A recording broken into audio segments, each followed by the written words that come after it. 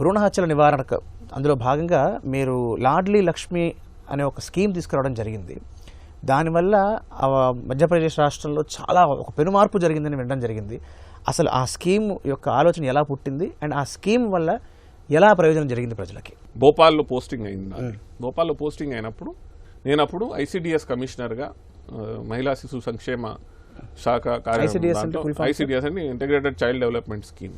So మధ్యప్రదేశ్లో కొన్ని ప్రాంతాలలో 2001 సెన్సస్ ప్రకారం అత్యధికంగా భ్రూణ హత్యలు జరిగినటువంటి ప్రాంతం గ్వాలియర్ చంబల్ బెల్ట్ అన్నమాట.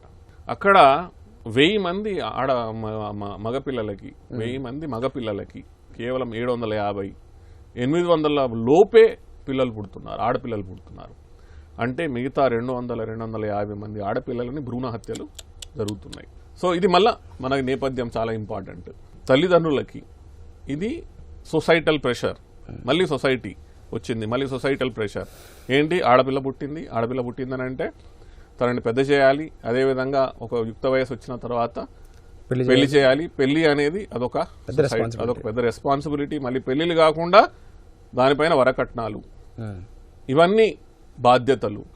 అయితే ఈ సొసైటల్ ప్రెషర్ని తట్టుకోలేక పేరెంట్స్ ఏం చేస్తున్నారు, ఆడపిల్ల ముందే సోనోగ్రఫీ మెషిన్ ఎప్పటి నుంచి అయితే వచ్చిందో ఇది ఒక సామాజిక ప్రెషర్. ఈ సామాజిక ప్రెషర్ని అంటే సొసైటల్ సమస్యని సమాధానపరిచేయడానికి నేను ఒక స్కీమ్ తయారు చేసినాను.